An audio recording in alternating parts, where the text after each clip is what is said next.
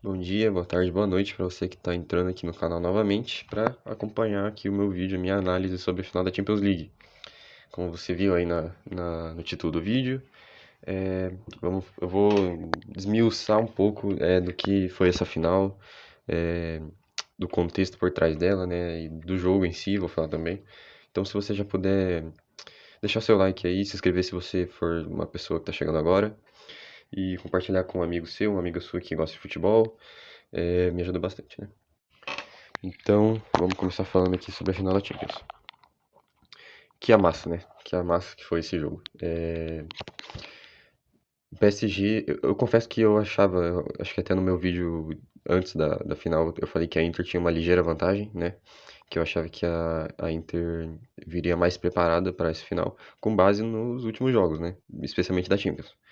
Que era um time cascudo, que era um time guerreiro, né? Um time que lutaria por todas as bolas. E, na verdade, a gente viu desde o começo do jogo, desde o começo da final, que foi totalmente o oposto. É um time abatido e completamente vulnerável aos ataques do Paris Saint-Germain. Foi impressionante o que foi essa final de Champions para a Inter.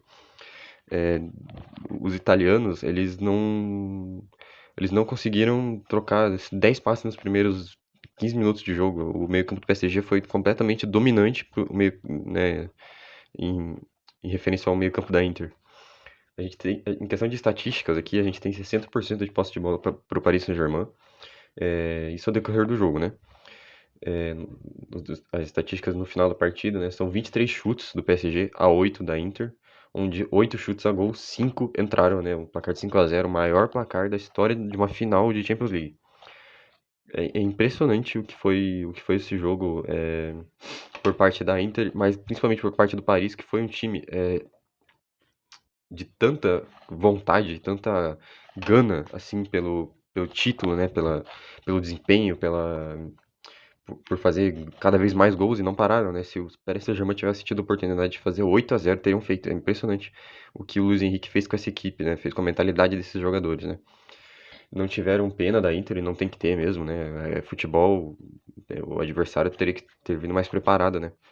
A Inter foi completamente vulnerável pro Paris Saint-Germain, com um time completamente aberto, sem sombra do que foi nos últimos confrontos da Champions League e até no Campeonato Italiano. O trabalho parece a impressão que dá é que o Inzaghi foi demitido antes da final e quem estava na beira do campo era um técnico interino que tentou repetir o que o Inzaghi estava fazendo para ver se dava certo. E não deu, né? Evidentemente o Paris Saint-Germain foi extremamente dominante, né? Aqui tem, tô dando uma olhada aqui na escalação do jogo, né? Como terminou. Teve algumas entradas ali do Gonçalo Ramos, do Barcolá, do Mayulu, que Mayulu inclusive que aos 17 anos faz um dos gols, né? O quinto gol, né? Na Inter. Cara, eu tô realmente, né? Agora eu tô gravando esse vídeo na segunda, né? Meio-dia, inclusive, tá tendo sorteio da Libertadores, né? Eu tô realmente extasiado, né? Tô completamente impactado com o que foi essa final, porque é um resultado que eu pessoalmente não esperava. Acho que, na verdade, eu vou falar bem a verdade, ninguém esperava, né? Eu acho que não tinha uma pessoa no mundo que falou que o Paris Saint-Germain seria capaz de fazer 5 gols na Inter de Milão. Eu comentei com meu pai que estava assistindo o jogo comigo, né? Enquanto se desenrolava esse placar elástico, que a Inter teve mais facilidade de jogar contra o Barcelona pelo simples fato de acabar virando um jogo de trocação, né? O Barcelona atacava com todo mundo e voltava e defendia com todos também. Virou uma luta de boxe, né? O jogo contra o Barcelona, né? O Barcelona subia para o ataque e a Inter retomava a bola, subia para o ataque. O Barcelona retomava a bola, subia para o ataque e acabou saindo muitos gols, né? Nesse vai e vem, né? Do jogo contra o Barcelona. Mas nesse jogo contra o Paris Saint-Germain, o meio-campo foi a chave, né? Para conseguir essa vitória. A gente podia analisar aqui gol a gol, né? Mas acho que acaba até ficando um pouco vazio, né? Porque, cara, foi um amasso, né? Não tem como nem eu analisar gol a gol, porque simplesmente É, são 23 chutes, né, a gol. Qualquer um deles podia ter entrado. Uma bola do Barcola, acho que já nos minutos finais do jogo, né? O Barcola dribla, desmonta o Acerbi e acaba chutando pra fora, né? Esse placar podia ter sido facilmente um 8-0. A Inter, cara, dava a impressão que a Inter era o Juventude jogando no Ceará contra o Real Madrid. É impressionante, sério, foi. Quem viu sabe do que eu tô falando. O placar condiz exatamente. Não tem nem como eu trazer um destaque individual, né, do Paris Saint-Germain, porque os 11 foram completamente. Foram perfeitos em desempenhando a sua função, né? Vale destacar o Hakimi, né, que é um míssil pelo lado direito, é uma flecha que ajuda muito, né, o ataque do Paris Saint-Germain.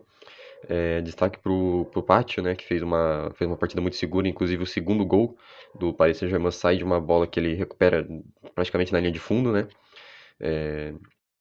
Destaque pro Marquinhos, não muito pelo desempenho dele na final, mas principalmente pela história, né, do Marquinhos, que tá há mais de 10 anos praticamente ali, acho que no Paris Saint-Germain, né? Então, são 10 anos de Paris, com certeza tendo proposta para sair, é, e ele foi resiliente, né? Foi resistente em permanecer em Paris e é emocionante ver a declaração dele, né, no final da partida, ele levantando o troféu da Champions, porque, cara, muitos chegaram, como Ibrahimovic, Cavani, o próprio Beckham, não lembro se o Marquinhos já tava, acho que não, mas enfim, Ibrahimovic, Cavani, Neymar, Mbappé, o Messi, e todos esses saíram e ficou o Marquinhos, né?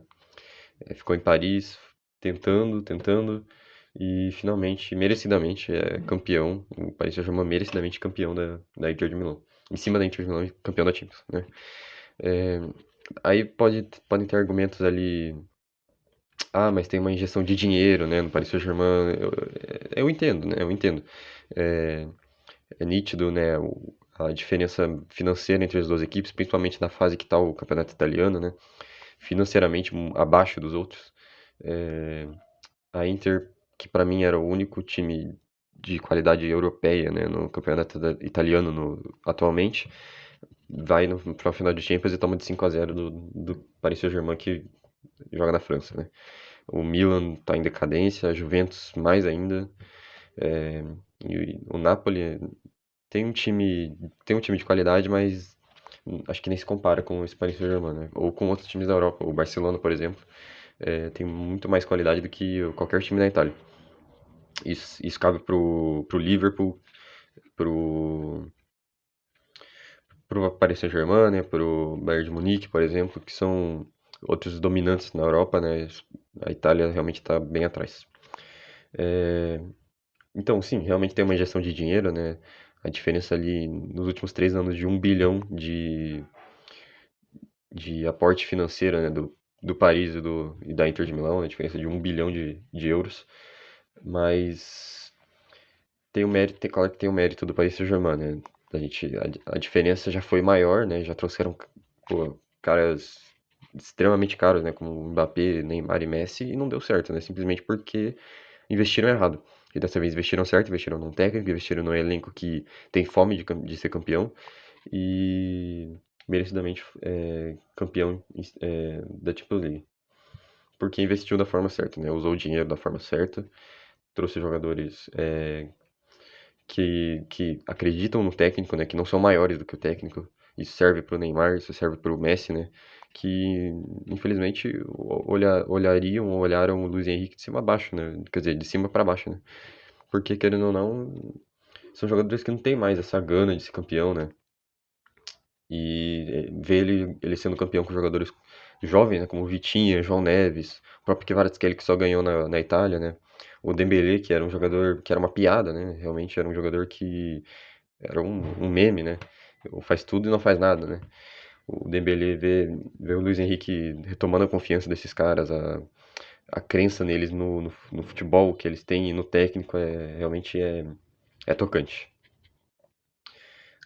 Voltando com um breve destaque nos jogadores do Paris Saint-Germain, acho que vale a pena destacar a partida que fez o Vitinha também, um organizador de meio campo completo, né? Marca e distribui o jogo perfeitamente.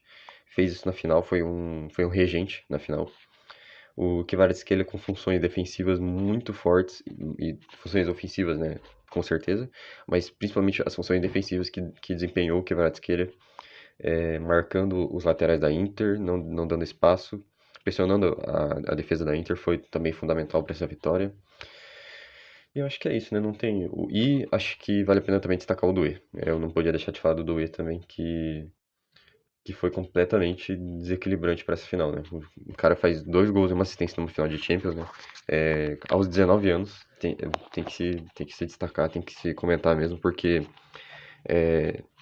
essa, essa geração da França, ela realmente.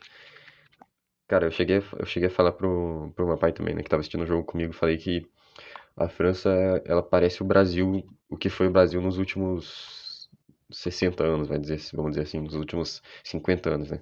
É uma geração que é de ouro, de fato, né? Da ponta a ponta, do goleiro ao ponta esquerda, são jogadores de qualidade, principalmente jogadores de qualidade e novos, né?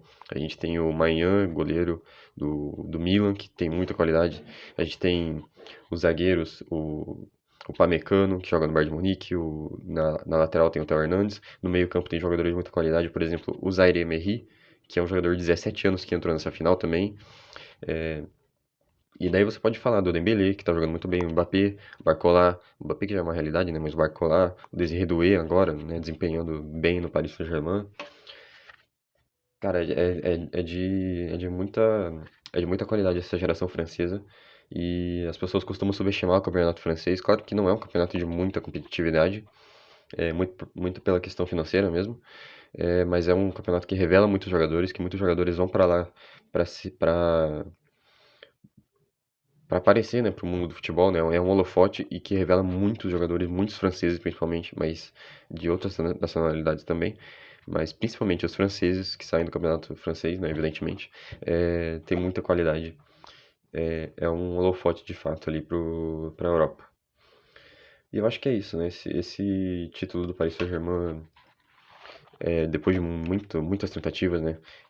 Depois de muito esforço da diretoria, do próprio dono do clube, né? Com a questão financeira, ele vem muito por conta do investimento correto e da qualidade, mas não é o único ponto, né, que tem que se destacar. Foi um time de qualidade, principalmente a partir desse semestre, né, desse começo do ano. Foi um time de qualidade que acreditou no seu treinador, Luiz Henrique, merece muito esse título. Um time que foi bem treinado e que, muito pela questão emocional, né, pela questão da vontade, né, o Luiz Henrique resgatou essa vontade nos seus jogadores e isso tem que ser muito destacado. Sobre bola de ouro, né, eu queria falar um pouquinho também, porque o Dembélé vira aí um dos favoritos para bola de ouro, sem dúvida nenhuma, né? Ele pode não ganhar, pode não ser o seu nome para ser o bola de ouro, mas com certeza ele está entre os favoritos.